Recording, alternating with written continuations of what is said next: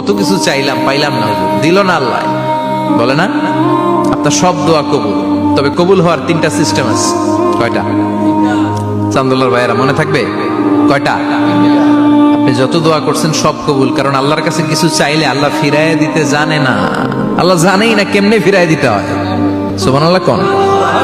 চাওয়া মাত্রই আল্লাহ বলে অ্যাকসেপ্টেড, যা কবুল, দিব দিব না এটা বলতে জানে না, চাওয়া মাত্রই বলে দিব। 3 সিস্টেম। নাম্বার 1, আপনি আল্লাহর কাছে দোয়া করলেন, চাইলেন, আল্লাহ বলে দিব, বলেই তিনি দিয়ে দেন আর আপনি খুশি হয়ে যান, পেয়ে গেলেন।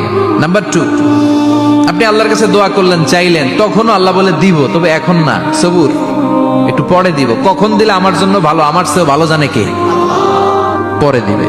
নাম্বার 3, চাইলেন, দোয়া করলেন, আল্লাহ তখনও বলে দেব, তবে এখনো না, পরেও না, কিয়ামতের দিন যেদিন বিপদে পড়বে ওই দিন দেব।